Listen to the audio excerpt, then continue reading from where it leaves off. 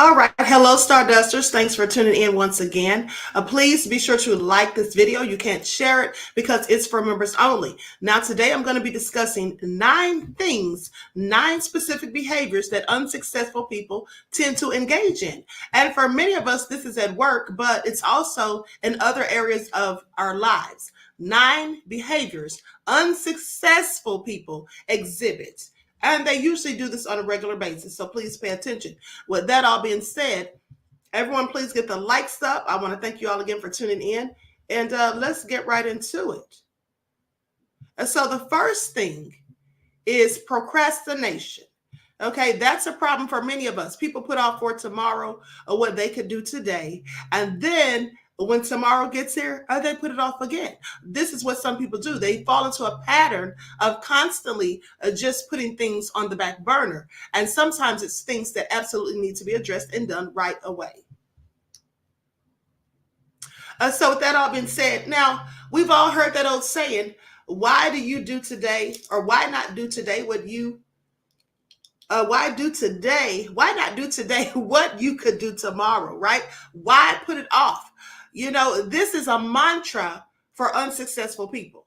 Procrastination can literally kill your dreams. It can stifle your growth. It can do all sorts of things. But at the end of the day, it's very important that we do what we're supposed to do when we need to do it. Now, procrastination is a common behavior exhibited by those who struggle to find success at work. It's a destructive habit of delaying or postponing tasks that need to be accomplished. Now, instead of tackling important tasks head on, these individuals who get caught up with procrastination tend to just simply push them aside, choosing to focus on less critical tasks or activities. You know, some people, they'll be all set to work, study, research, or do whatever they need to do. And then something that they like to watch on television comes on, or they just get sidetracked because their mind starts to wander and they start thinking of other things. Sometimes they get caught up with hanging out with friends, playing video games, doing all sorts of things other than what they actually need to do.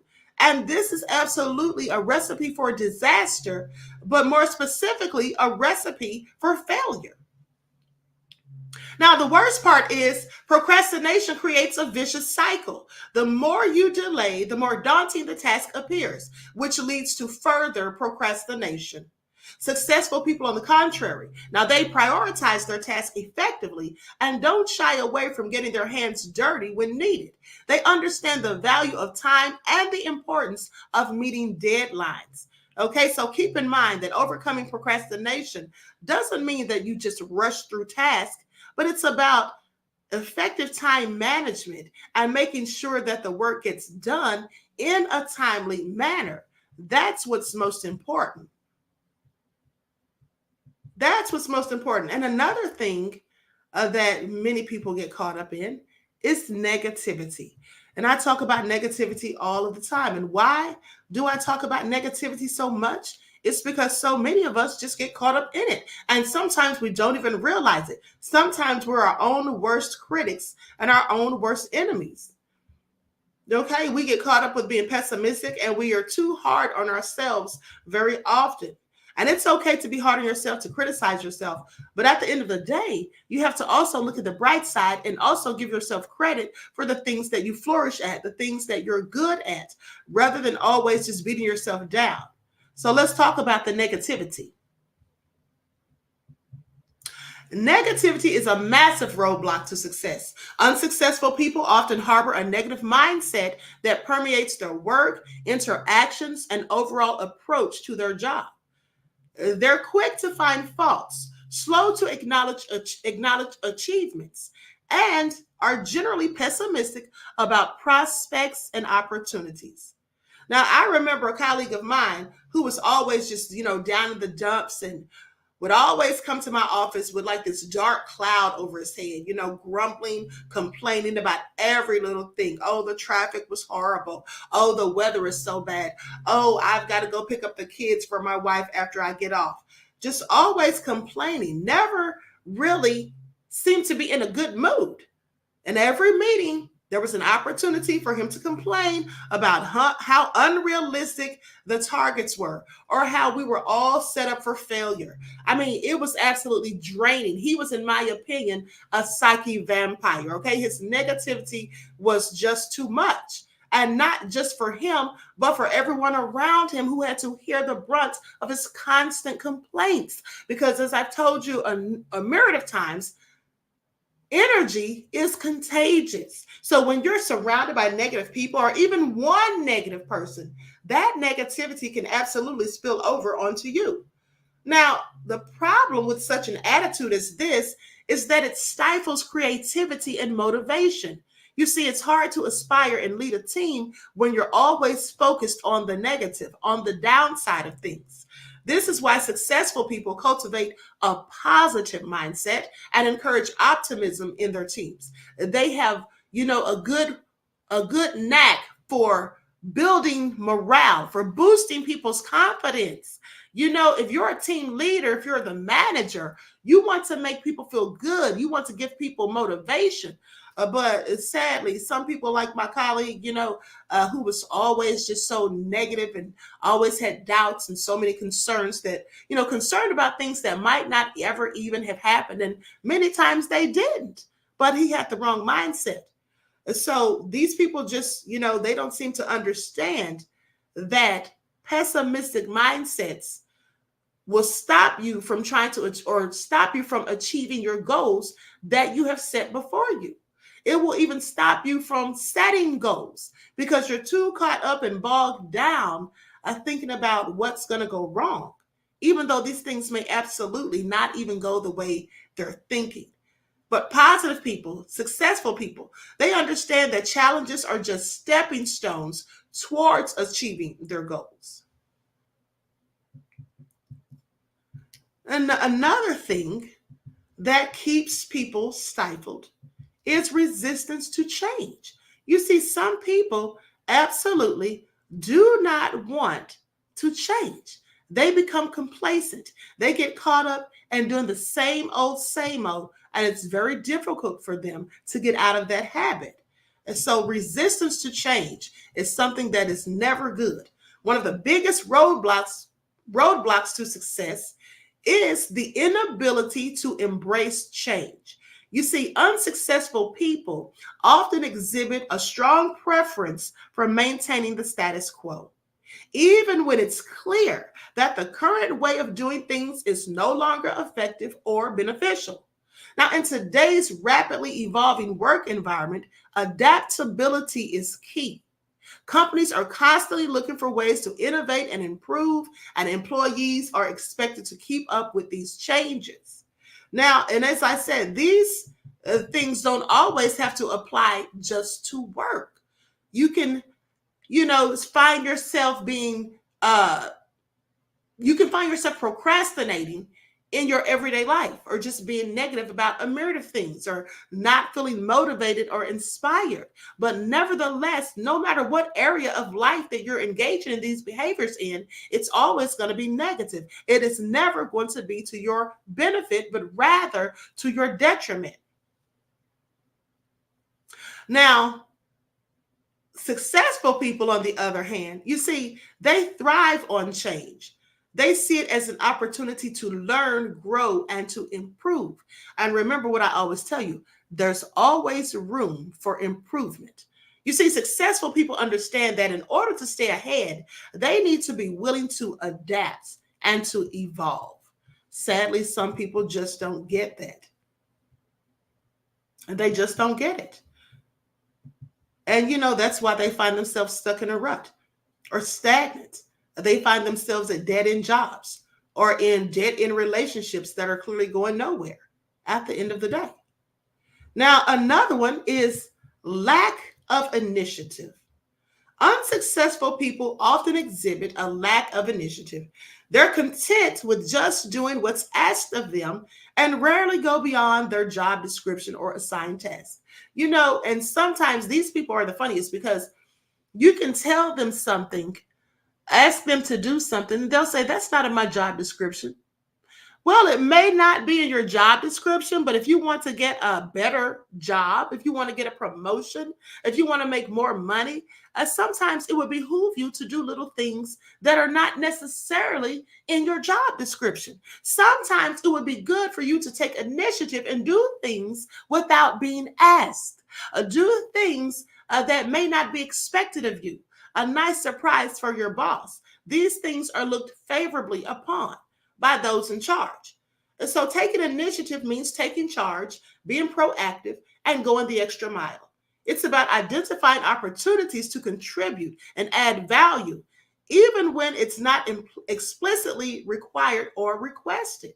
However, unsuccessful individuals tend to want for or to wait for instructions or directions before they act. You see, they need things delegated to them at all times. And if it isn't, then they're not going to take the initiative. They're not even going to think about it. They're reactive rather than proactive. And this passive approach can be detrimental to their career growth.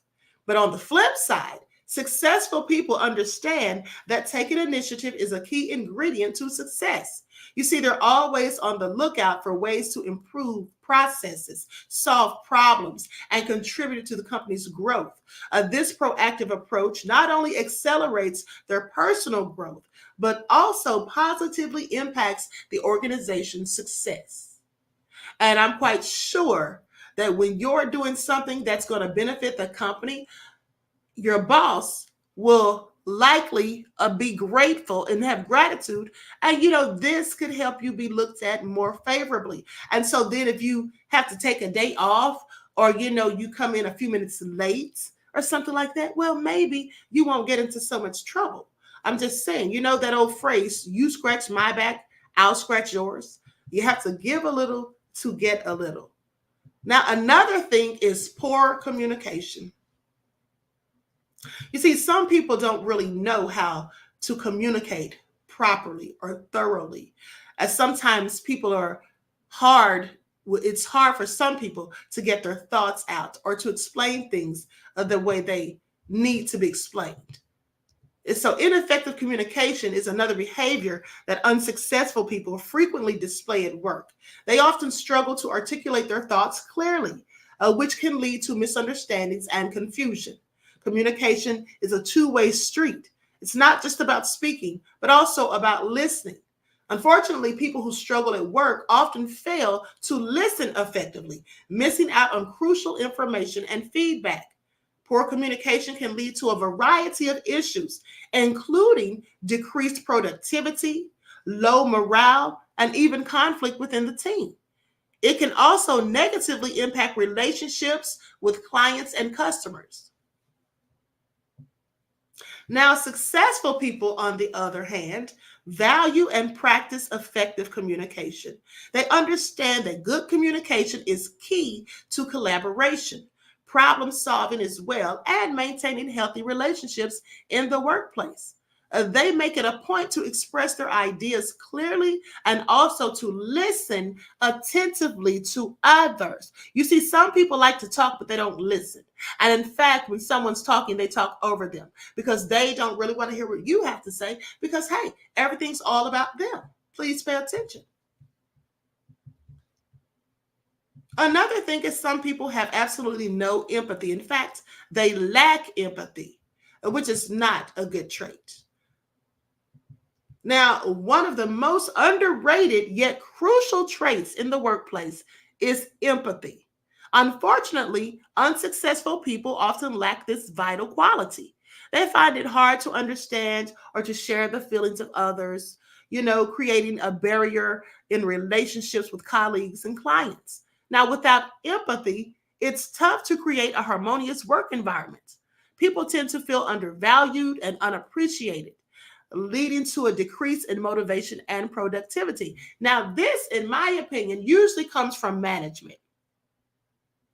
This more so impacts employees with bosses, managers, team leads, supervisors, and the like who don't have empathy.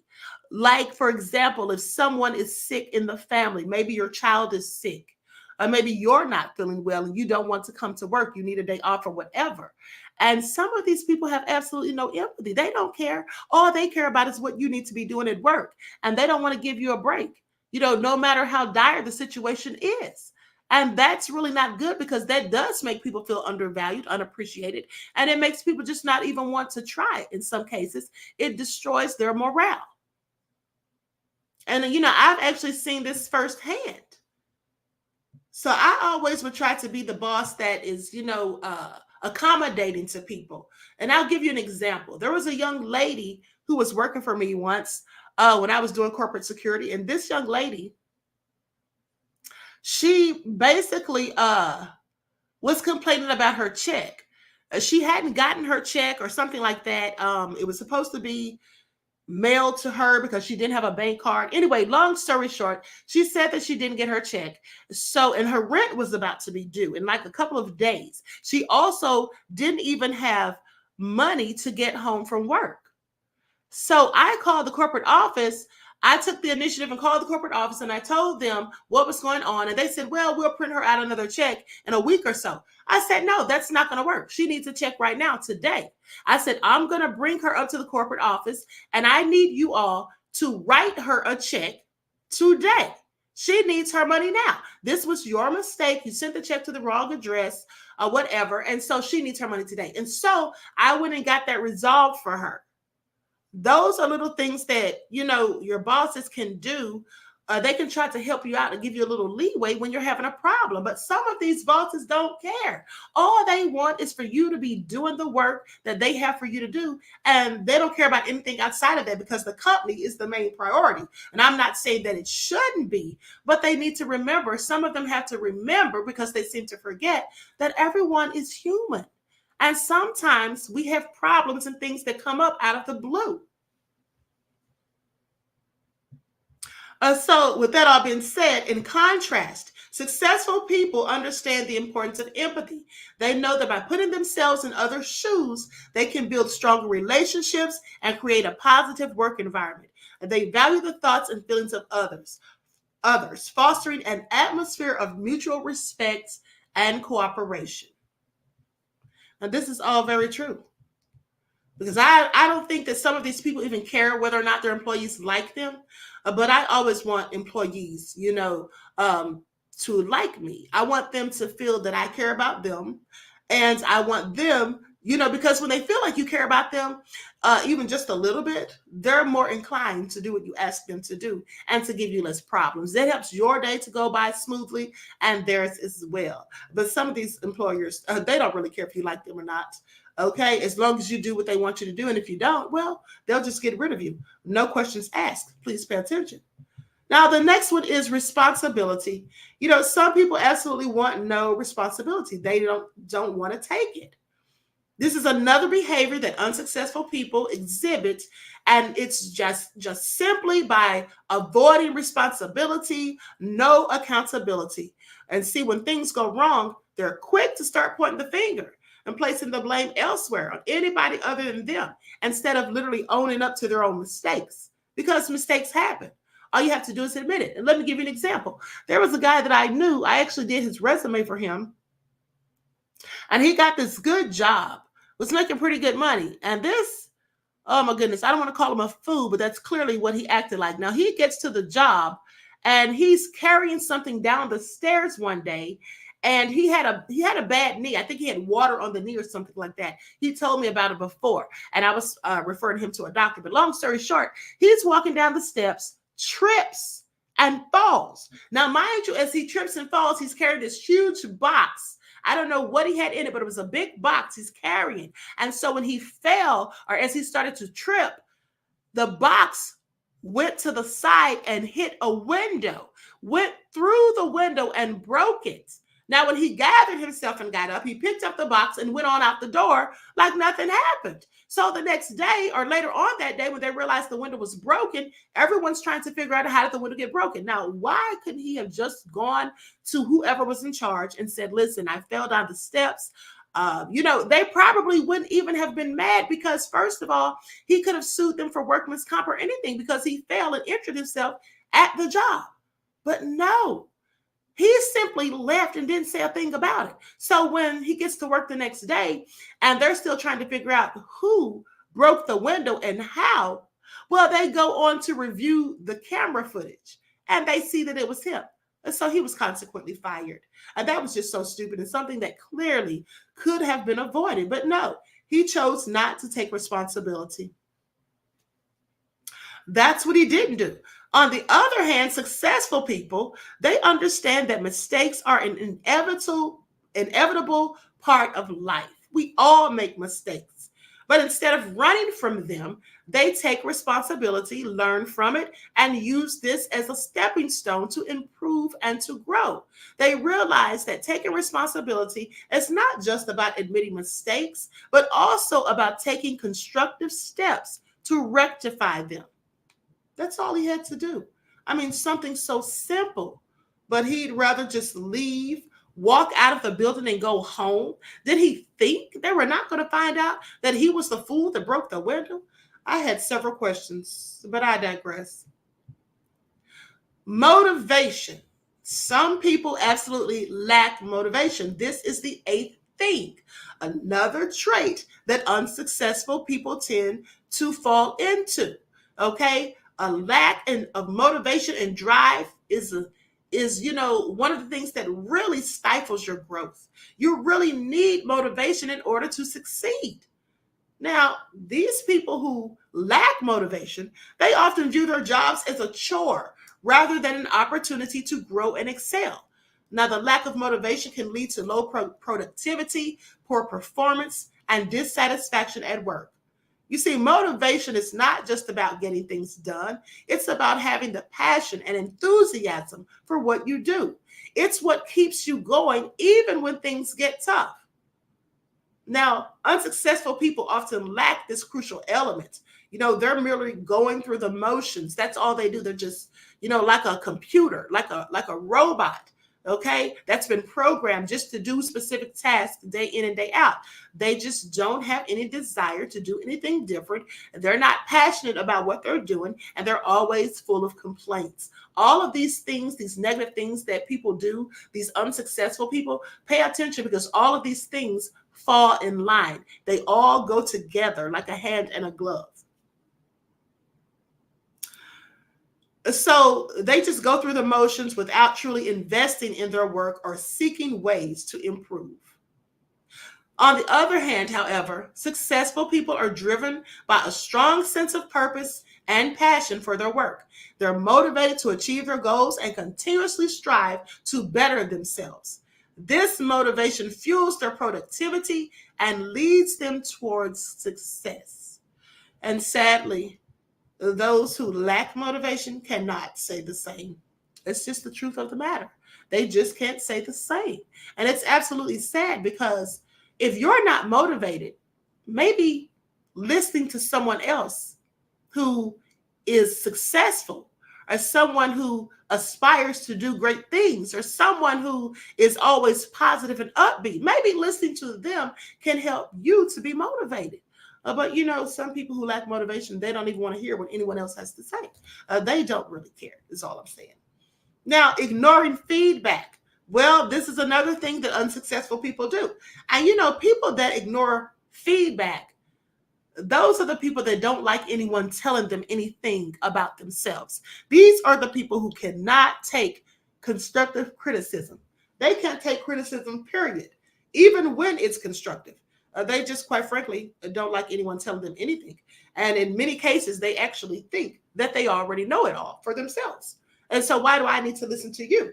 I've got this all down pat. This is how some of them think. Now, this final behavior that unsuccessful people exhibit is ignoring feedback, and they tend to take criticism personally and view it as an attack rather than an opportunity to improve. Now, this can hinder their growth as they miss out on valuable insights that could help them perform better. This one reminds me of Willie D. When people gave him feedback about that interview he did with Cat Williams, and he got so mad and cursed out everybody and their mama and their grandmamas and all of that. It was all nefarious. But he could have, like I told you all when I spoke about it on the other channel, I said he could have taken that into consideration and then use the criticisms that people gave him so that he would do a better job next time. He could have just taken it into account. But no, he chose to go on a whole rant and get upset because he didn't want anyone telling him how he should have done anything. But it's okay for him to critique others. Please pay attention. And that's usually how people are when they don't want to listen to feedback. They can give it to you, but don't you dare give it to them. Now, it allows us to identify our strengths and areas for improvement. Ignoring or simply dismissing feedback can lead to stagnation and prevent us from reaching our full potential. And what we should be trying to do every day is maximize our potential so that we, excel in the things that we do, that we're not just regular, ordinary, just like everybody else. Don't you want to be different? Dare to be different. Don't you want to be extraordinary, right? Extraordinary, extraordinary. Don't you want to be that? Or you just want to be like everybody else? Sometimes it pays to listen to feedback, whether you like it or not, because it can actually help you in the long run. Now, successful people, in contrast, well, they embrace feedback. They understand that it's not a personal attack, but a tool for growth. They actively seek out feedback and use it constructively to improve their skills, their performance, and their relationships at work. They know that feedback is a stepping stone to success, not a stumbling block. And these things are all choices. These are all choices. You can decide to use these things, to better yourself, or to just simply ignore them. But a lot of people have learned, that when people are telling you things about yourself, sometimes it's our haters. As I told you before, sometimes our haters say negative things about us just to get under our skin, to tick us off or whatever, or just because simply they're haters. They can't help themselves. But sometimes people are telling us things that we need to fix because they're trying to do us a service. They're trying to help us be better people or help us to be better at what we're doing. And so what it's going to cost you just to listen and take the advice. If it sounds plausible, if it sounds like a good idea, like something that could actually improve your situation, well, why not just try it? Well, some people won't because they're too stubborn. Some people won't because of their egos. And some people won't just because they think that maybe the person telling them doesn't know what they're talking about. Some people will take advice from certain people, but not from others. Some people think that you have to have a college degree and, and be so skilled and all of these things to give them sound advice. There are some people who may only have a high school degree that can give you sound advice. There are even children who can give adults sound advice.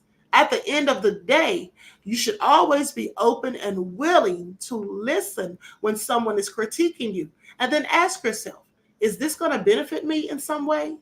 And if it is, then maybe you should think twice. With that all being said, I hope you all got something out of this. I hope you enjoy the rest of this beautiful day. Until next time, beloveds, each one teach one. That's how we grow and thrive. Do something productive, constructive, but never destructive. And always remember to keep the Most High first in your lives.